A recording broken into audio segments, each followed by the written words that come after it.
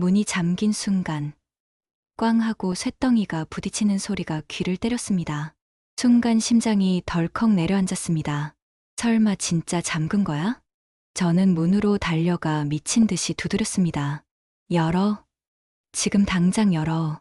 손바닥이 얼음 같은 철문에 닿자마자 살같이 붙는 느낌이 들었습니다. 하지만 아무 대답도 없었습니다. 멀어져 가는 발자국 소리만 들렸습니다. 그 순간 온몸에 소름이 돋았습니다. 이건 우연이 아니었습니다. 며느리가 일부러 나를 가둔 겁니다. 숨을 크게 들이마셨지만 차가운 공기가 폐를 찌르듯 들어왔습니다. 기침이 터지고 목이 타들어갔습니다. 바닥에 손을 짚자 콘크리트의 싸늘함이 뼛속까지 스며들었습니다. 손끝이 얼어붙고 감각이 사라져갔습니다. 여기서 죽을 수도 있겠다. 그 생각이 스치자 숨이 막혔습니다. 눈물이 볼을 타고 흘러내렸습니다. 하지만 그 눈물조차 잠시 후 얼어붙어 뺨에 달라붙었습니다. 그 차가운 감촉이 마치 며느리의 마음 같았습니다. 저는 다시 문을 두드렸습니다. 주먹으로, 손바닥으로, 손톱으로. 그러다 손톱이 부러지고 손에서 피가 배어 나왔습니다. 하지만 그때 들려온 건 사람 발소리가 아니라 창고 안에서 웅웅 울리는 저 자신의 심장 박동 소리였습니다. 쿵쿵쿵. 이 소리가 저를 더 미치게 만들었습니다. 살려주세요. 누구 없어요. 목이 갈라져 목소리가 나오지 않았습니다. 겨우 쉰 목소리가 나올 뿐. 저는 그 자리에서 무릎을 꿇었습니다. 손끝은 이미 감각이 없고 발가락은 얼음덩이가 된 것 같았습니다. 숨을 쉬어도 산소가 폐까지 도달하지 않는 것 같았습니다. 그 순간 멀리서 끼익 하는 소리와 함께 누군가 걷는 발소리가 들렸습니다. 저는 다시 살아난 것처럼 소리쳤습니다. 제발 문 좀 열어. 나 여기 있어. 하지만 그때 들린 건 제가 평생 잊지 못할 소리였습니다. 문 밖에서 며느리의 웃음소리, 차갑고 얄미운 비수 같은 웃음이었습니다. 그 웃음이 제 심장을 갈랐습니다. 그래, 내가 날 이렇게 만든 거지. 분노가 눈앞을 붉게 물들였습니다. 그때 저는 마음속으로 다짐했습니다. 사람만 나가면 너한테 반드시 천벌을 보여주겠다. 저는 다시 일어나 문을 두드렸습니다. 피가 묻은 손바닥이 문에 달라붙었지만 아프지도 않았습니다. 오히려 그 아픔이 저를 깨웠습니다. 눈물이 아니라 분노로 버텼습니다. 그때 저는 알았습니다. 이 추위가 끝나면 내 마음의 봄도 다시 올 거라는 걸. 하지만 그 전에 나는 반드시 이 빚을 갚아야 한다는 걸. 지금 바로 구독과 좋아요 눌러주세요. 저에게 큰 힘이 됩니다. 시간이 얼마나 흘렀는지 알 수 없었습니다. 귀가 멍해지고 시계 소리 같은 맥박만 머릿속에 울렸습니다. 손끝은 이미 돌덩이 같았고 발끝은 내 몸이 아닌 것 같았습니다. 발가락이 떨어져 나간 것 같아 손으로 만져봤지만 감각조차 없었습니다. 손에 닿는 건 단단하게 얼어붙은 내 양말뿐. 그 순간 이상하게 웃음이 나왔습니다. 내가 왜 여기서 이 꼴을 당해야 해? 웃음과 함께 눈물이 터졌습니다. 하지만 그 눈물마저도 얼어붙어 눈가에 뭉쳤습니다. 숨을 들이쉴 때마다 폐가 얼어붙는 것 같았습니다. 호흡이 가빠지고 기침이 쏟아졌습니다. 찬 공기가 목구멍을 베어내듯 지나가자 순간 토악질이 올라왔습니다. 바닥에 엎드려 헛구역질을 하며 눈물이 줄줄 흘렀습니다. 그때 머릿속에 떠오른 건 아들 얼굴이었습니다. 내가 이렇게 죽으면 내 아들은, 그 여자는 울기라도 할까? 아니, 울지 않을 겁니다. 아마 오히려 이렇게 말하겠죠. 이제 속이 시원하다. 그 생각이 드는 순간 제 안에서 무언가가 끓어올랐습니다. 두려움보다 분노가 더 컸습니다. 저는 이를 악물고 다시 일어섰습니다. 그리고 두 주먹으로 문을 내리쳤습니다. 이대로는 안 죽어. 살아나가서 내 앞에서 반드시 웃어주고 말 거야. 손바닥이 터져서 피가 얼어붙는 소리가 들렸습니다. 손가락이 부러지는 듯 했지만 멈출 수 없었습니다. 한 번 두드릴 때마다 심장이 더 세게 뛰었습니다. 문이 조금만 흔들려도 희망이 생겼고 다시 힘을 짜냈습니다. 살려줘요. 제발. 목소리가 갈라지고 몸이 휘청거렸습니다. 그 순간 머리가 핑 돌며 벽에 부딪혔습니다. 어지럼증에 눈앞이 하얗게 변했습니다. 그리고 그 하얀 화면 위로 며느리 얼굴이 보였습니다. 그 여자는 웃고 있었습니다. 어머니, 이제 됐죠? 이대로 계세요. 환청 같았지만 그 웃음이 제 귀에 박혔습니다. 그 순간 저는 눈을 부릅떴습니다. 죽으면 안 된다. 이대로 죽으면 그 여자의 승리다. 저는 창고 구석으로 기어가 몸을 웅크렸습니다. 차가운 공기에서 몸을 지키려 팔로 몸을 감쌌습니다. 심장은 터질 듯 뛰었지만 정신은 또렷해졌습니다. 그때 저는 결심했습니다. 사람만 나가면 절대 용서하지 않겠다. 나를 이렇게 만든 데가 내가 평생 두고 기억하도록 해주겠다. 그 순간 멀리서 희미하게 문 쪽에서 소리가 들렸습니다. 누군가 다가오는 발자국. 저는 마지막 힘을 짜내어 문까지 기어갔습니다. 손으로 문을 두드렸습니다. 손바닥에 피가 묻어 철문에 얼룩이 번졌습니다. 그리고 한 번 더.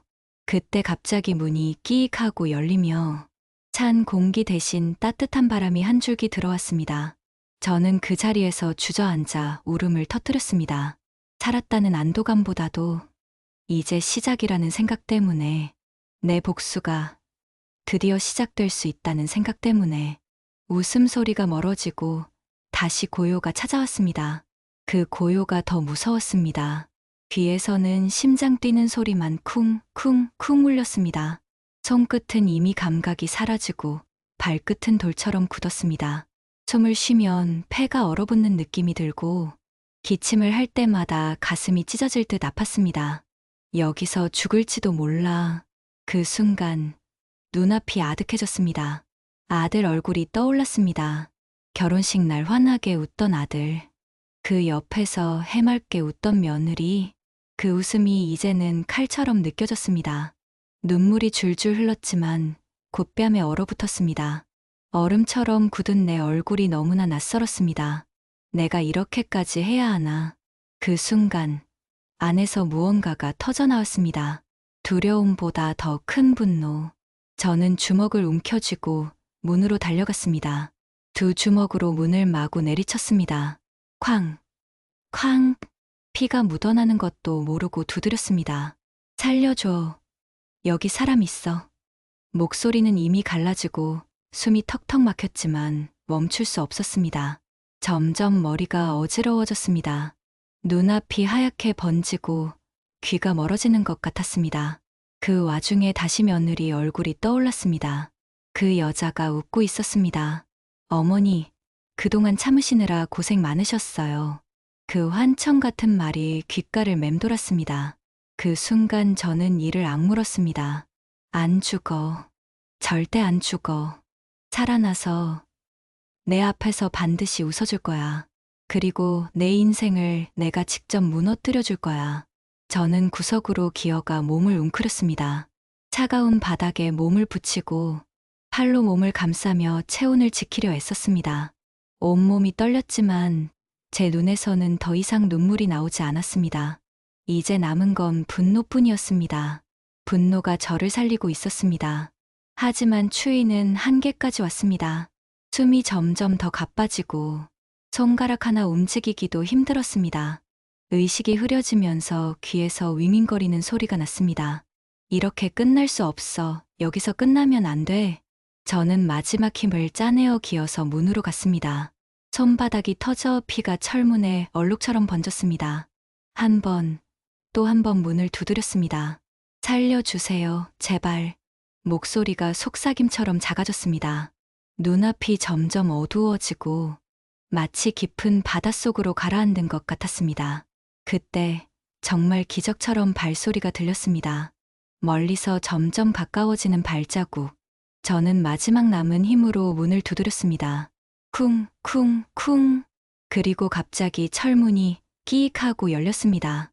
찬 공기 대신 따뜻한 바람이 한 줄기 들어왔습니다. 저는 그 자리에서 주저앉아 울음을 터뜨렸습니다. 살았다는 안도감보다도 이제 복수를 시작할 수 있다는 생각 때문에 내 안의 분노가 이제야 날카로운 칼날로 변한 것 같았습니다. 저는 속으로 중얼거렸습니다. 그래, 이건 시작일 뿐이야. 문이 열리자마자 따뜻한 공기가 한꺼번에 쏟아져 들어왔습니다. 저는 그 자리에서 주저앉아 울었습니다.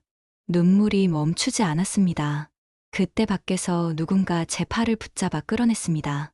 온몸이 힘없이 늘어져 바닥에 드러눕자 얼어붙었던 피가 서서히 녹는 느낌이 들었습니다. 아이고, 어머니, 여기 계셨습니까? 옆집 사장님이 놀란 얼굴로 저를 붙잡았습니다. 저는 겨우 입술을 달싹이며 말했습니다. 누가 문을 잠갔어. 목소리는 속삭임보다 작았습니다. 그 순간 저 멀리서 며느리가 뛰어왔습니다. 하지만 그 얼굴은 놀란 얼굴이 아니었습니다. 놀라기는커녕 입꼬리가 살짝 올라가 있었습니다. 그리고 제 앞에서 딱 한마디 했습니다. 어머니, 왜 거기 계셨어요? 차갑고 건조한 말투였습니다. 순간 제 심장이 멎는 줄 알았습니다. 나를 가둔 사람이 바로 이 사람이라는 확신이 들었습니다. 손발이 다시 떨리기 시작했습니다. 분노로 몸이 달아올랐습니다. 내가 한 거지? 저는 온 힘을 다해 소리쳤습니다. 하지만 며느리는 시선을 피하며 말했습니다. 무슨 말씀이세요, 어머니? 저는 지금 장 보러 갔다 오는 길인데요. 그 표정, 그 뻔뻔한 얼굴이 제 분노를 더 키웠습니다. 거짓말하지 마. 내가 다 들었어. 내 웃음소리, 내가 분명히 들었다고. 하지만 며느리는 오히려 비웃듯 웃었습니다. 어머니, 혹시 추위에 헛것 보신 거 아니에요? 그 말에 제 눈앞이 하얗게 번졌습니다. 주먹을 불끈 쥐었지만 옆집 사장이 저를 붙잡았습니다. 어머니, 진정하세요. 지금은 집에 들어가셔야지요. 저는 떨리는 다리를 이끌고 집으로 돌아왔습니다. 하지만 제 가슴속에서는 불길이 타오르고 있었습니다. 그날 밤, 이불 속에서 저는 이를 갈며 다짐했습니다. 그래, 내가 그렇게 나오겠다면 나도 더는 참지 않는다. 내가 한 짓 세상에 낱낱이 까발려 주마. 그리고 내 인생을 내가 직접 무너뜨릴 거다. 그때부터 저는 다시 살아났습니다. 몸은 아직 아팠지만 마음은 더 단단해졌습니다. 그날의 추위가 내 가슴속 분노를 더욱 날카롭게 만들고 있었습니다. 집으로 돌아온 지 하루 만에 저는 결국 쓰러졌습니다. 열이 39도까지 오르고 온몸이 덜덜 떨렸습니다. 아들이 급히 저를 들쳐 업고 병원으로 갔습니다. 진료실에서 의사가 말했습니다. 저체온증에 폐렴까지 왔습니다. 조금만 늦었으면 큰일 날 뻔했어요. 침대에 누워 링거를 맞으면서도 제 귀에는 아직도 냉동창고 문 잠기는 소리가 들리는 것 같았습니다. 그날의 웃음소리, 그 비수 같은 웃음이 머릿속에서 떠나질 않았습니다. 저녁 무렵 병실 문이 열리고 아들과 며느리가 들어왔습니다. 아들은 한숨을 쉬며 말했습니다. 엄마, 이제 제발 조심 좀 하세요. 냉동창고 같은 데 들어가 계시면 큰일 나죠. 저는 벌떡 일어나 소리쳤습니다. 내 엄마가 왜 거기 들어갔겠니? 내가 믿는 그 여자가 날 가뒀어. 하지만 아들은 난감한 표정만 지었습니다. 엄마 며느리가 그럴 리가 없잖아요. 혹시 엄마가 너무 예민하게 느끼신 거 아닐까? 그 말이 제 가슴을 쳤습니다. 아들도 믿어주지 않는구나. 나는 이 집에서 완전히 혼자구나. 그때 며느리가 아주 조용히 하지만 분명히 말했습니다. 어머니, 제가 문 잠갔다고 생각하신다면 그냥 그렇게 믿으세요. 어차피 아무도 안 믿어줄 테니까요. 그 순간 제 눈에서 불이 튀었습니다. 이 여자가 끝까지 이렇게 뻔뻔하게 나온다고? 내가 여기서 죽을 뻔한 걸 알면서도? 저는 몸을 부르르 떨며 말했습니다. 좋아. 내 말대로 해줄게. 하지만 두고 봐. 내가 너를 어떻게 만드는지 내 두 눈으로 보게 해줄 거야. 며느리는 비웃듯 미소 지었습니다. 그리고 아들을 보며 태연하게 말했습니다. 여보, 엄마 요양원 보내는 거 다시 이야기해보자. 이러다 큰일 나겠어.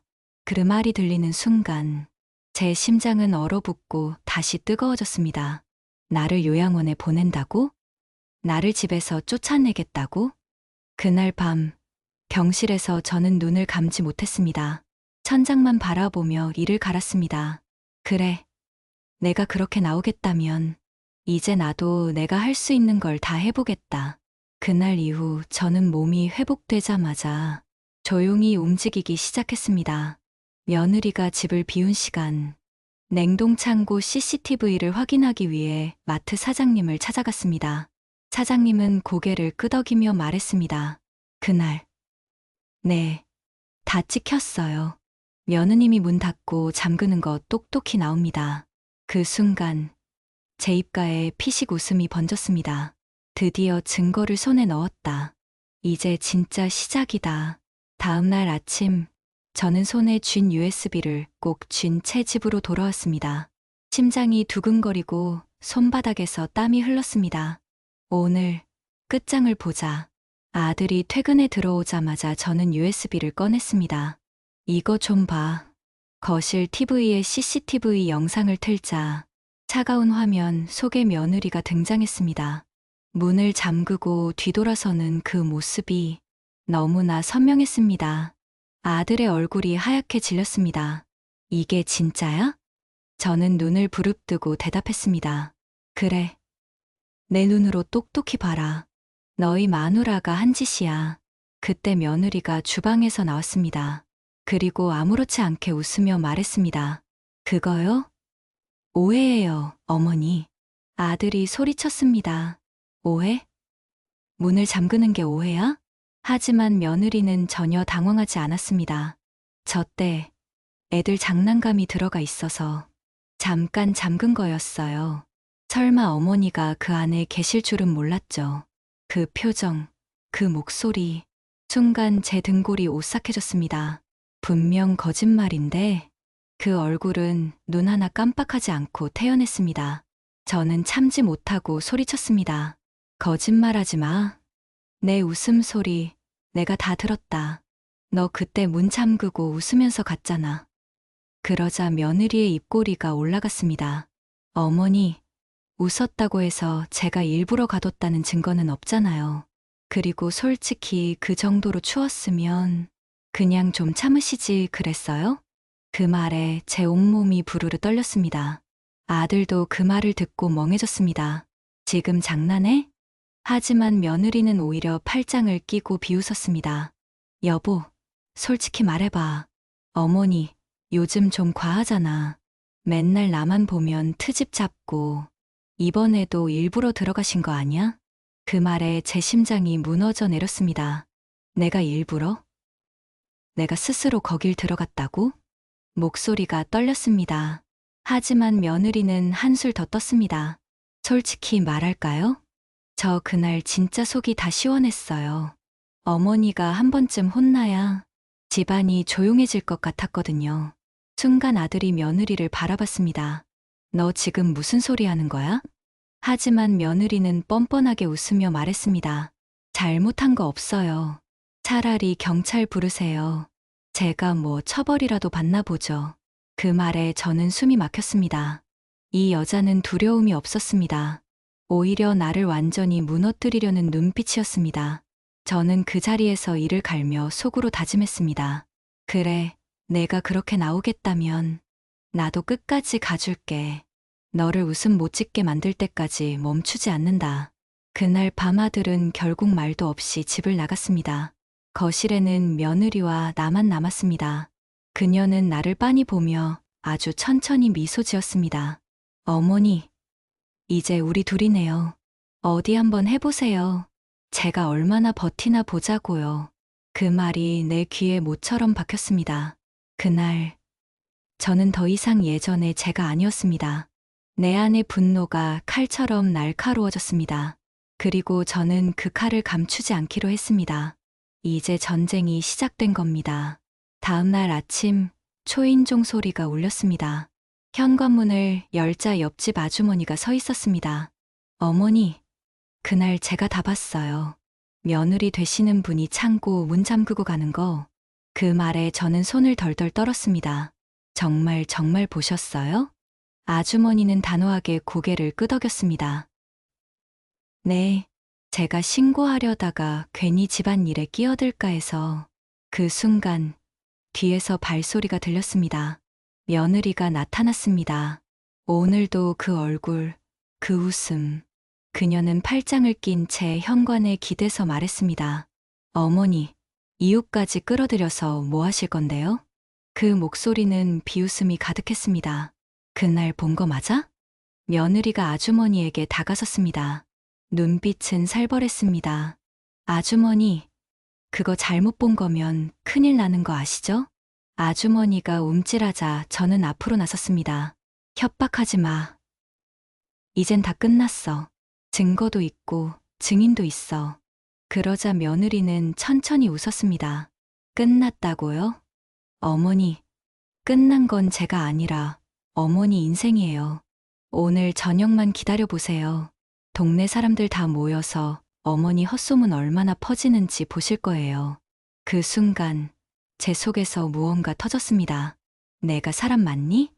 내 시어머니를 죽일 뻔 해놓고 그게 나와? 하지만 며느리는 한술 더 떴습니다. 죽이려고 한 거 아니에요. 그냥 조금 혼내주려고 한 거죠. 솔직히 그 정도는 참을 만했잖아요. 어머니, 생각보다 오래 버티시더라고요. 그 말에 저는 숨이 멎을 뻔했습니다. 그녀는 정말로 즐기고 있었습니다. 내가 창고 안에서 죽어가던 순간마저 이 여자는 장난처럼 여기고 있었습니다. 아주머니도 그 말을 듣고 얼굴이 창백해졌습니다. 며느님, 그건 너무하신 거 아니에요? 그러자 며느리는 눈을 부릅뜨고 말했습니다. 아주머니, 여기서 이 집안일에 끼어들지 마세요.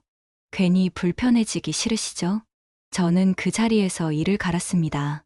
이제 더는 못 참아. 경찰에 신고할 거야. 너, 오늘로 끝이야. 그러자 며느리가 천천히 제 앞으로 다가왔습니다. 얼굴을 코앞까지 들이밀고 속삭였습니다. 어머니, 신고해 보세요. 제가 얼마나 잘 빠져나가는지 직접 보시라고요. 그녀는 다시 한번 웃으며 집 안으로 들어갔습니다. 그 뒷모습이 마치 전쟁을 선포하는 깃발 같았습니다. 저는 두 손을 꽉 쥐며 속으로 중얼거렸습니다. 그래, 내가 그렇게 나오면 나도 끝까지 가줄게. 오늘부터는 내가 너를 사냥하는 사냥꾼이 될 거다. 저는 결국 경찰에 신고했습니다. 며칠 뒤 경찰이 집으로 찾아왔습니다. 냉동창고 사건에 대해 조사하겠습니다. 그 말에 며느리는 잠시 눈을 크게 떴다가 곧바로 입꼬리를 올렸습니다. 그리고 당당하게 말했습니다. 좋아요. 조사받죠. 제가 뭘 잘못했는지 증명해 보세요. 경찰 앞에서 CCTV를 틀자 며느리는 화면을 가만히 보더니 천천히 웃으며 말했습니다. 이게 다예요? 저 화면만 보고 제가 일부러 가뒀다고 할 수 있나요? 그리고 저를 돌아보며 날카롭게 말했습니다. 어머니, 정말 웃기시네요. 이 나이에 이렇게 창피를 당하고 싶으세요? 경찰이 잠시 멈칫하자 며느리는 태연히 손톱을 정리하며 말했습니다. 솔직히 어머니가 요즘 정신이 좀 불안하신 것 같아요. 제가 보기엔 치매 초기 같기도 하고 그 말에 제 눈앞이 하얘졌습니다. 뭐라고? 제 목소리가 병실벽을 울렸습니다. 내가 날 가둬놓고 이제 날 미친 사람으로 만들겠다고? 그러자 며느리는 어깨를 으쓱했습니다. 어머니, 그런 말 하시면 더 불리해지실 거예요. 사람들이 더 믿잖아요. 치매 오면 이렇게 괜히 소리부터 지른다고. 그 말에 경찰까지 난처한 표정을 지었습니다. 아들은 옆에서 땀을 뻘뻘 흘리며 말했습니다. 여보, 그만해. 하지만 며느리는 아들을 돌아보며 말했습니다. 왜? 내가 틀린 말했어? 당신도 알잖아. 어머니 요즘 이상하다고. 순간 제 눈물이 쏟아졌습니다. 내가 그 냉동창고에서 죽어가던 그 순간 이 여자는 나를 구할 생각은커녕 지금 이렇게 사람들 앞에서 나를 미친 사람으로 만들고 있었습니다. 그래, 해봐라. 끝까지 가자. 내가 너한테 어떤 지옥을 보여줄지 똑똑히 봐라. 속으로 중얼거린 제 눈빛이 달라졌을 겁니다. 조사가 끝난 후 며느리는 현관문 앞에서 저를 돌아봤습니다. 그리고 아주 천천히 또렷하게 말했습니다. 어머니, 한 번만 더 이런 식으로 망신 주시면 저도 가만 안 있을 거예요. 이번엔 창고가 아니라 더 조용한 데로 모실 수도 있거든요. 그 말이 내 귓가에 비수처럼 꽂혔습니다. 소름이 등골을 타고 흘렀습니다. 아들은 아무 말도 못하고 고개만 떨궜습니다. 그 순간 저는 다짐했습니다. 이젠 경찰도 아들도 필요 없다. 나 혼자라도 끝까지 싸워서 이 여자의 모든 것을 무너뜨리겠다. 그날 밤 저는 조용히 서랍을 열었습니다. USB, 이웃 증언 녹음, 며느리가 퍼뜨린 헛소문까지 모두 하나씩 모으기 시작했습니다. 이건 더 이상 가족 싸움이 아니었습니다. 이건 전쟁이었습니다. 그리고 나는 이제 그 전쟁에서 물러서지 않기로 했습니다. 며칠 뒤 동네 슈퍼 앞에서 사람들이 모여 웅성거리고 있었습니다. 제가 다가가자 순간 조용해졌습니다. 그리고 누군가의 목소리가 들렸습니다. 불쌍하긴 한데 그 집 시어머니 치매래. 그 말에 심장이 철렁 내려앉았습니다. 누가 그래? 제가 떨리는 목소리로 묻자 사람들은 서로 눈치를 보더니 뒷걸음질 쳤습니다. 그 순간 멀리서 며느리가 나타났습니다. 깔끔하게 차려입고 입가에 비웃음을 달고 있었습니다. 어머니 여기 계셨네요. 동네 사람들께 다 말씀드렸어요. 요즘 어머니가 많이 힘드셔서 이상한 말씀하실 때는 너무 신경 쓰지 말라고요. 그 말에 제 귀가 울렸습니다. 뭐라고? 하지만 며느리는 더 크게 웃으며 말했습니다. 어머니, 이렇게 동네 돌아다니면 안 되죠. 사람들 겁주잖아요. 지난번에도 창고 사건으로 난리 나게 하셨잖아요. 사람들이 수군거리기 시작했습니다. 진짜 치매인가 봐. 아들이랑 며느리가 고생 많겠다. 그 말들이 제 가슴을 후벼 팠습니다. 저는 며느리를 노려보며 소리쳤습니다. 너 지금 무슨 짓 하는 거야? 내 명예를 이렇게 짓밟고도 웃음이 나와? 그러자 며느리는 한 발짝 다가오더니 아주 낮고 차가운 목소리로 말했습니다. 명예요? 어머니가 창고에서 소리 지르던 그 꼴이 동네에 다 소문난 거 모르세요? 그때부터 이미 어머니는 웃음거리가 됐어요. 그 말에 저는 숨이 막혔습니다. 사람들이 킥킥 웃는 소리가 들렸습니다. 수치심이 목까지 차올랐습니다. 그 순간 며느리가 제 귀에 대고 속삭였습니다. 경찰? 증거? 해보세요. 사람들 다 제가 불쌍하다고 생각할걸요. 어머니만 더 미친 사람 되는 거예요. 그녀는 웃으며 돌아섰습니다. 그리고 동네 사람들에게 크게 말했습니다. 여러분, 우리 어머니 요즘 힘드시니까 혹시 이상한 말 하셔도 다들 이해해 주세요. 그 말에 사람들은 다들 고개를 끄덕였습니다. 그 순간 저는 세상에서 가장 외로운 사람이 된 기분이었습니다. 발걸음이 무겁게 느껴졌습니다. 하지만 그 무거움 속에서 이상하게 내 안의 분노가 더 뜨거워지고 있었습니다. 집에 돌아오자마자 저는 서랍을 열었습니다. USB, 증언 녹음, 며느리가 뱉은 말들을 적어둔 노트. 그걸 보며 저는 혼잣말을 했습니다. 그래, 끝까지 해보자. 내가 이 동네 사람들 앞에서 내 민낯을 까발려줄 거다. 모두가 내게 침 뱉도록 만들어주마. 그날 밤, 저는 잠을 이루지 못했습니다. 머릿속에서 며느리 얼굴이 계속 맴돌았습니다. 차갑게 웃던 그 입술, 사람들 앞에서 날 모욕하던 그 눈빛, 그 눈빛을 무너뜨리는 그날까지 나는 절대 포기하지 않기로 다짐했습니다. 며느리가 퍼뜨린 소문으로 저는 완전히 웃음거리가 되었습니다. 하지만 저는 울지 않았습니다. 대신 더 날카로워졌습니다. 이제 내 차례다. 저는 며느리의 방에 들어가 서랍을 뒤졌습니다. 그리고 거기서 충격적인 걸 발견했습니다. 집안 가게 통장에서 빠져나간 현금 내역, 모르는 계좌로 입금된 돈, 그리고 며느리 이름으로 된 영수증.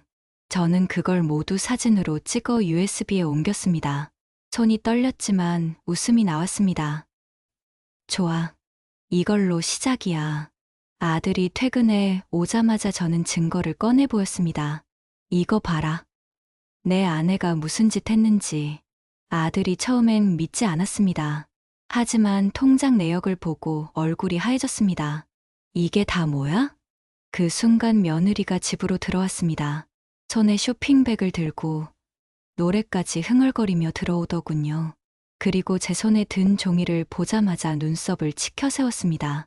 어머, 어머니, 제 방 뒤지셨어요? 그 목소리, 그 뻔뻔함. 저는 분노로 손이 떨렸습니다.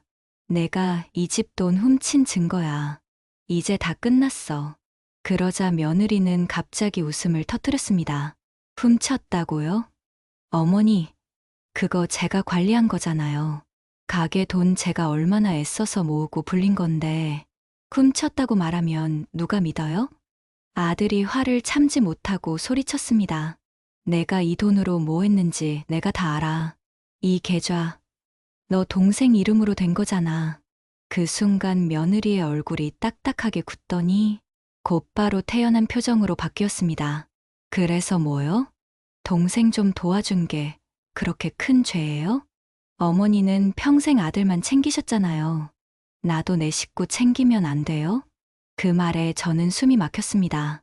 내가 나한테 한 짓을 생각해봐. 창고에 가둬놓고 사람 취급도 안 하고. 하지만 며느리는 눈 하나 깜빡하지 않고 말했습니다. 그때 얘기 좀 그만하시죠. 솔직히 어머니, 그날 저도 속 시원했어요. 한 번쯤 혼나야 정신 차리실 것 같아서 그랬거든요. 그 말에 아들이 주먹을 쥐었습니다. 너 지금 뭐라고 했어? 하지만 며느리는 아들을 노려보며 소리쳤습니다. 왜? 내가 틀린 말했어? 이 집에서 제일 문제인 사람, 어머니잖아. 그 말이 내 가슴을 찔렀습니다. 순간 저는 눈물이 핑 돌았지만 참았습니다. 좋아. 이제 경찰에 이 증거까지 다 넘길 거야. 너, 이번엔 못 빠져나간다. 그러자 며느리는 팔짱을 끼고 비웃었습니다. 해보세요. 근데 어머니, 이번에 실패하면 어쩌시려고 그래요? 동네에서 완전히 미친 사람 되실 텐데? 그녀는 마지막으로 제게 윙크까지 하고 방으로 들어갔습니다. 그 뒷모습을 보며 저는 속으로 중얼거렸습니다. 이제 끝까지 가자. 너를 웃음 못 짓게 만들 때까지 멈추지 않아. 다음 날, 이웃 아주머니가 다시 찾아왔습니다. 어머니, 저만 본 게 아니었어요. 그날 문 잠그는 거 다른 사람도 봤다네요. 그 말에 저는 눈이 번쩍 뜨였습니다. 정말이에요? 증언해 줄 수 있대요? 네, 같이 가시죠. 저는 곧장 휴대폰을 들고 그분 집으로 갔습니다. 그리고 녹음을 켰습니다. 그날 며느리 되는 분이 문 잠그고 웃으면서 나가던데요. 어찌나 섬뜩하던지 신고하려다 말았어요. 그 증언을 들으며 제 눈에는 눈물이 맺혔습니다. 감사해요. 이제 다 끝났어요. 그날 저녁 저는 거실에서 며느리를 불렀습니다. 이거 좀 들어봐라. 녹음 파일을 틀자 며느리의 얼굴이 굳었습니다. 하지만 잠시뿐 곧바로 비웃듯 웃었습니다. 어머니, 그거 그냥 동네 사람들 말 아닌가요? 증거로 쓰기엔 좀 약한데? 저는 단호히 말했습니다. 이제 경찰에 다시 제출할 거야. 이번엔 증인까지 있으니까 끝까지 가자. 그 순간 며느리의 얼굴이 변했습니다. 눈빛이 싸늘해지고 입술이 얇아졌습니다. 어머니, 정말 끝까지 가고 싶으세요? 좋아요. 가보죠. 근데 그 전에 한 번만 생각해 보세요. 이 집, 아들, 손주들 다 걸고 싸우실 거예요? 그 말에 아들이 자리에서 벌떡 일어났습니다. 너 지금 협박하는 거야? 그러자 며느리는 팔짱을 끼고 당당하게 말했습니다. 협박? 아니, 경고예요. 당신네 엄마가 이 집 말아먹으려 하니까. 순간 제 눈에서 불꽃이 튀었습니다. 내가 이 집을 망친다고? 내가 지금 이 집을 어떻게 만들었는지 봐. 제 목소리가 거실을 울렸습니다. 하지만 며느리는 눈 하나 깜빡하지 않고 오히려 느긋하게 웃으며 말했습니다. 좋아요. 어머니, 끝까지 가보자고요. 근데 나중에 울면서 용서해 달라고만 하지 마세요. 그 뻔뻔한 얼굴. 그날 냉동창고에서 들었던 웃음소리가 겹쳐 들렸습니다. 저는 그 자리에서 크게 소리쳤습니다. 좋아. 끝까지 가자. 이번엔 너를 세상 앞에 무릎 꿇게 만들 거야. 아들은 머리를 감싸주며 말했습니다. 제발 둘 다 그만 좀 해. 하지만 이미 멈출 수 없었습니다. 이건 단순한 싸움이 아니었습니다. 내 생존이 걸린 전쟁이었습니다. 그날 밤 저는 경찰에 추가 증거와 증언을 제출했습니다. 그리고 담당 형사가 말했습니다. 이 정도면 정식 조사 가능하겠습니다. 그 순간 제 가슴이 뻥 뚫리는 것 같았습니다. 드디어 시작이다. 이제 이 전쟁에서 이길 수 있다. 며칠 뒤 경찰서 조사실에 앉았습니다. 내 앞에는 며느리와 아들이 앉아 있었고 그녀는 여전히 팔짱을 낀 채 시선을 피하지 않았습니다. 형사가 말했습니다. 이게 문제의 CCTV 영상과 녹음 증언입니다. 화면이 켜지자 그날의 모습이 그대로 재생되었습니다. 며느리가 냉동창고 문을 닫고 자물쇠를 돌린 뒤 입가에 웃음을 머금고 떠나는 장면. 나는 손끝이 저릴 정도로 두 주먹을 꽉 쥐었습니다. 형사가 조용히 물었습니다. 며느님, 이 장면에 대해 할 말씀 있으십니까? 그때 며느리가 어이없다는 듯 웃었습니다. 저거요? 애들 장난감 들어있어서 잠깐 잠근 거라니까요. 하지만 형사는 고개를 저었습니다. 녹음된 증언에 따르면 그날 웃으면서 돌아가는 모습이 이상해서 신고하려다 말았다고 합니다. 그 말에 며느리의 입꼬리가 잠시 내려갔습니다. 하지만 이내 다시 웃으며 말했습니다. 증언이요? 사람 말이 얼마나 부정확한데요. 저를 모함하려고 그러는 거 아닐까요? 그 순간 형사가 또 다른 자료를 꺼냈습니다. 며느님, 여기 가게 통장 내역입니다. 최근 빠져나간 돈이 3천만 원이 넘습니다. 그리고 이체 계좌 명의가 당신 동생이네요. 그 말에 며느리 얼굴이 굳었습니다. 그러자 아들이 벌떡 일어났습니다. 이제 더 할 말 있어?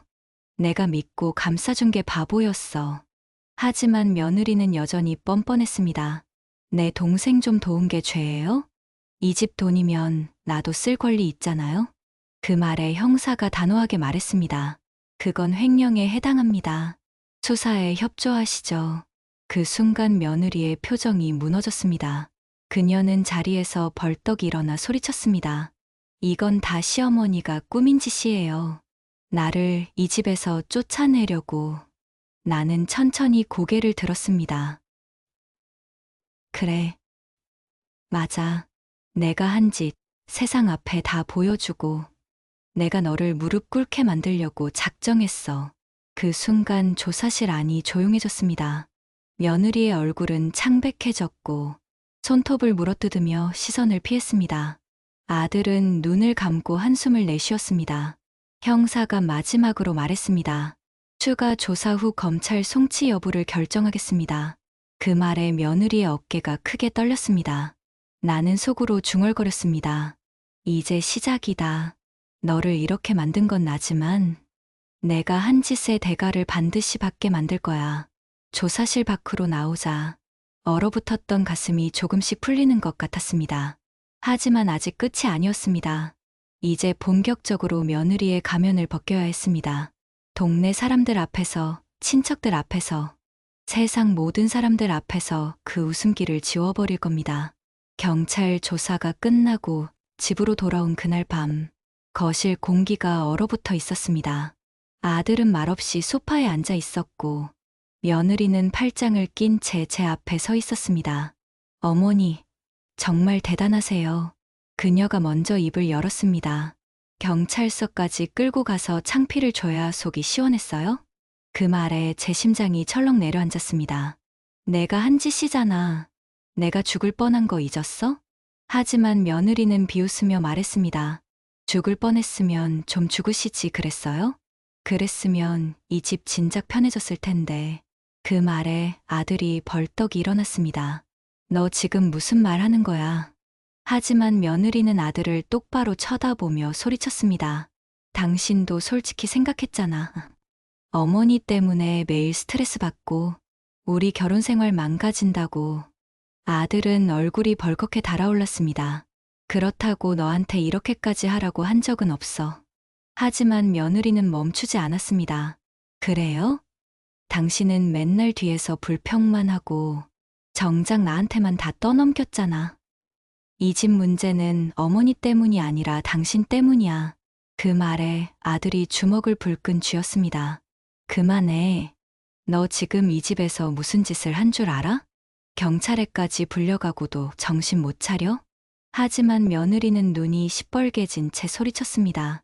정신 못 차린 건 어머니야. 자기가 피해자인 척하면서 나만 괴롭히잖아. 그리고 제 앞까지 다가와 손가락으로 저를 가리켰습니다. 당신은 시어머니 아니에요. 그냥 내 인생 망친 사람일 뿐이야. 그 순간 제 안에서 무언가 뚝 하고 끊어졌습니다. 좋아.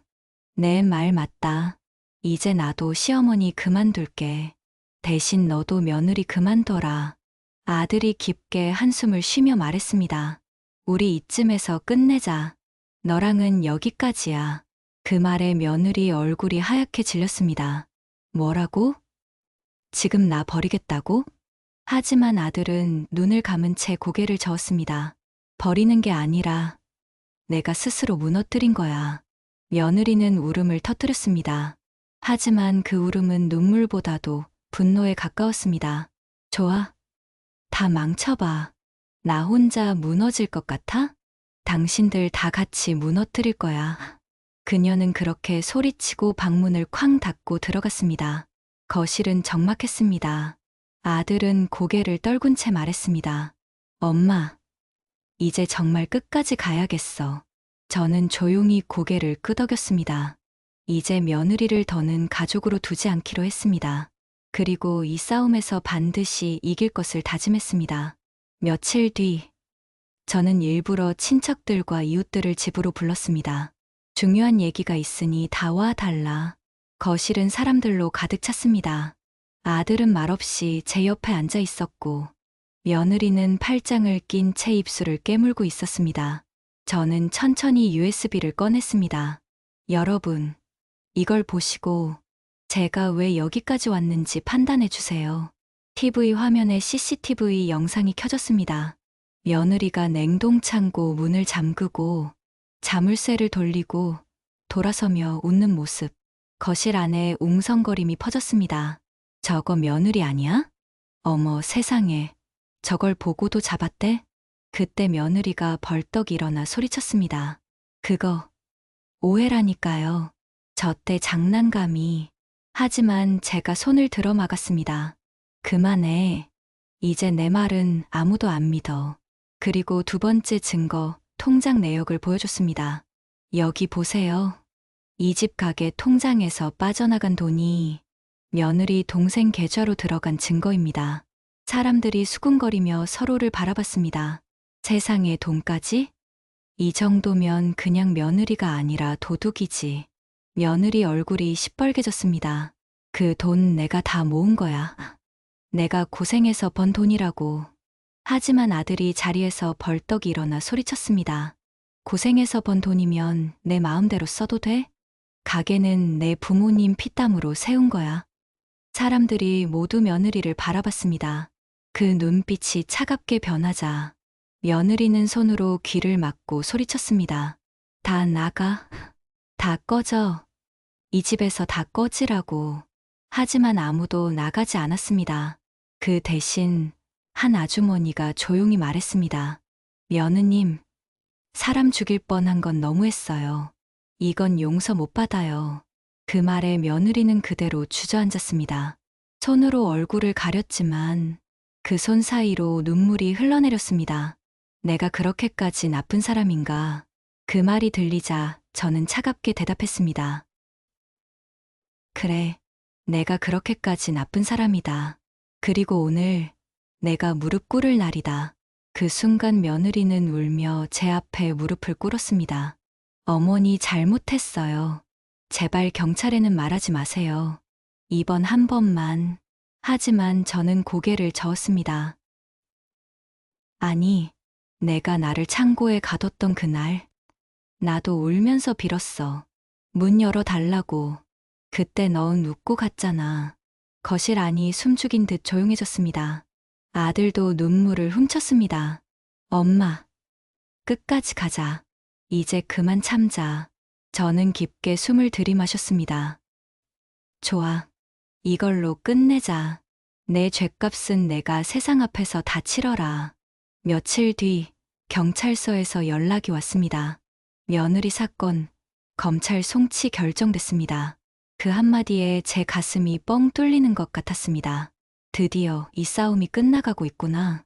며느리는 경찰서에서 나올 때조차 뻔뻔하게 웃으며 말했습니다. 어머니, 이거 끝까지 가보자고요. 어차피 난 벌금이나 나오겠죠. 그 정도면 견딜 만하니까.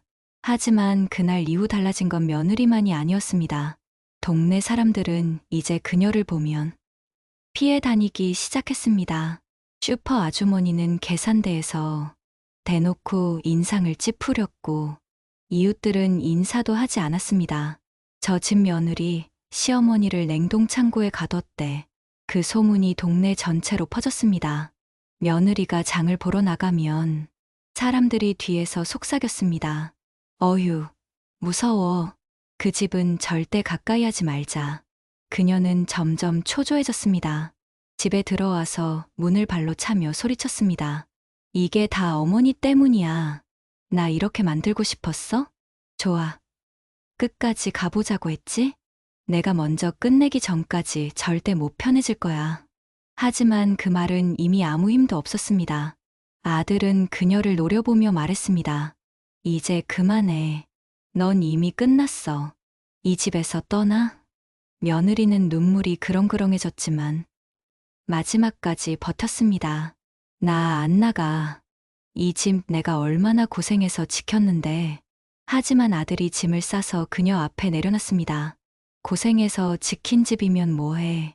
너 때문에 집안이 다 무너졌는데. 그 순간 며느리의 어깨가 툭 하고 떨어졌습니다. 그리고 결국 짐을 들고 집을 나갔습니다. 문이 닫히는 순간 저는 숨을 깊게 들이마셨습니다. 마치 그날 냉동창고 문이 다시 열리는 것 같았습니다. 그날 밤 저는 조용히 혼잣말을 했습니다. 그래, 이제 시작이다. 너는 내가 만든 지옥을 평생 살겠지. 그리고 나는 드디어 내 집에서 숨 쉴 수 있게 됐다. 며칠 뒤 법원에서 판결이 내려졌습니다. 피고, 주거침입 및 특수감금, 가계 자금 횡령 혐의로 징역 1년에 집행유예 2년. 그 순간 제 숨이 멎을 듯 했습니다. 드디어 그날의 추위가 끝났다는 걸 느꼈습니다. 법정에서 며느리를 바라봤습니다. 그녀는 처음으로 울고 있었습니다. 하지만 그 눈물은 후회의 눈물이 아니었습니다. 억울하다는 분노의 눈물이었습니다. 저는 천천히 자리에서 일어나 말했습니다. 내가 내 눈앞에서 웃던 그날, 내 몸이 얼어붙던 그날, 나는 내가 무릎 꿇는 순간만 기다렸다. 그 말에 며느리는 이를 악물었습니다. 다 당신 때문이야. 당신이 날 이렇게 만들었어. 하지만 판사가 단호하게 말했습니다. 피고, 조용히 하세요. 그녀는 결국 고개를 떨궜습니다. 재판이 끝나고 집으로 돌아왔을 때 아들이 조용히 입을 열었습니다. 엄마, 이혼 서류 접수했어. 오늘부로 그 사람은 우리 집 사람이 아니야. 그 순간 제 눈물이 터졌습니다. 참고 참던 울음이 한꺼번에 터져 나왔습니다. 손주들이 제 품으로 달려왔습니다. 할머니, 이제 우리랑 같이 살 거죠? 그 말에 저는 아이들을 꼭 껴안았습니다. 그래, 이제 할머니가 너희 지켜줄 거야. 그날 밤, 저는 오랜만에 깊이 잠들었습니다. 꿈속에서 그날 냉동창고 문이 다시 열렸습니다. 하지만 이번엔 문 밖에서 아들, 손주가 서 있었습니다. 그리고 며느리의 그림자는 어디에도 없었습니다. 저는 웃으며 문을 나섰습니다. 이제 진짜로 자유로워진 기분이었습니다. 아침에 눈을 떴을 때 햇빛이 거실 가득 들어와 있었습니다. 마치 새 인생이 시작되는 것 같았습니다. 저는 속으로 다짐했습니다. 이제 다시는 누구에게도 당하지 않는다. 내 목소리를 잃지 않는다. 며느리가 집을 떠난 지 한 달쯤 지났습니다. 집안은 다시 조용해졌습니다. 아침마다 들리던 문 쾅 닫는 소리, 차가운 말투, 비웃음 소리가 사라지자 집이 이렇게 따뜻한 곳이었나 싶었습니다. 손주들이 방에서 깔깔 웃는 소리가 들렸습니다. 할머니, 우리 오늘 같이 밥 먹어요. 저는 웃으며 부엌으로 갔습니다. 오랜만에 된장찌개를 끓였습니다. 식탁에 앉은 손주들이 맛있게 밥을 먹으며 말했습니다. 할머니 밥이 제일 맛있어. 그 말에 눈물이 핑 돌았습니다. 이제야 진짜 가족을 지킨 것 같았습니다. 며칠 뒤 동네 아주머니들이 집에 찾아왔습니다. 어머니, 정말 고생 많으셨어요. 이제야 다 알겠어요. 며느리 그 사람, 우리도 속였어요. 그 말에 제 어깨에 힘이 빠졌습니다. 그동안 나를 미친 사람 취급하던 그 눈빛들이 이제는 미안하다는 눈빛으로 바뀌어 있었습니다. 아니에요. 저도 그동안 너무 참기만 해서 이런 일이 생긴 거예요. 이제 다시는 참지 않을 거예요. 제 목소리는 단단했습니다. 아주머니들은 제 손을 꼭 잡고 말했습니다. 이제 어머니가 동네 어른이세요. 우린 다 믿고 따를게요.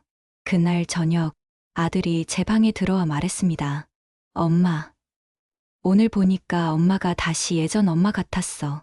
이제 좀 웃는 얼굴이네. 저는 미소를 지었습니다. 그래, 이젠 다시 살아야지. 나 그날 냉동창고에 갇힌 채로 멈춰 있었던 것 같아. 이제야 다시 문이 열렸어. 아들은 제 손을 잡으며 말했습니다. 엄마, 미안해. 내가 더 빨리 엄마 편 들어줬어야 했는데. 저는 고개를 저으며 웃었습니다. 늦어도 괜찮아. 우리가 결국 같은 편이 됐으니까. 그날 밤, 손주들이 제 방에서 같이 잤습니다. 아이들이 제 옆에서 숨 고르게 자는 소리를 들으며 저는 천장을 보며 생각했습니다. 그래, 이 집을 지켜낸 게 나였어. 그리고 앞으로도 내가 지켜야지. 그날 처음으로 제 마음이 완전히 풀렸습니다. 며느리가 떠난 지 2달. 저는 요즘 매일 아침 거울을 봅니다. 거울 속 제 얼굴은 예전과 달랐습니다. 피곤하고 움츠러들던 표정 대신 단단한 눈빛이 자리 잡고 있었습니다. 그날 냉동창고에서 죽을 뻔했던 나, 문틈으로 새어나가던 내 목소리, 그 목소리를 아무도 들어주지 않았을 때 나는 세상에서 가장 약한 사람이었습니다. 하지만 이제는 다릅니다. 이제는 내 목소리를 누구보다 크게 낼 수 있습니다. 저는 스스로에게 물었습니다. 내가 이 싸움을 왜 했을까? 정말 며느리를 무너뜨리려고만 한 걸까? 아니었습니다. 나는 나를 지키기 위해 싸운 것이었습니다. 나를 죽이려 했던 그날 이후 나는 다시는 희생양이 되지 않겠다고 다짐했습니다. 복수는 단순히 그 사람을 벌주는 게 아니었습니다. 복수는 나 자신을 되찾는 길이었습니다. 그날 이후 나는 다시 웃을 수 있었고, 다시 가족을 안을 수 있었습니다. 다시는 누구 앞에서도 고개를 숙이지 않는 나로 살게 되었습니다. 손주들이 제 옆에 와서 말했습니다. 할머니, 우리 내일 소풍 가요. 같이 도시락 싸줄 거죠? 저는 미소를 지으며 대답했습니다. 그럼 할머니가 제일 맛있게 싸줄게. 그 짧은 대답 속에 내 삶이 다시 시작됐다는 기쁨이 담겨 있었습니다. 저는 가끔 그날의 냉동창고를 떠올립니다.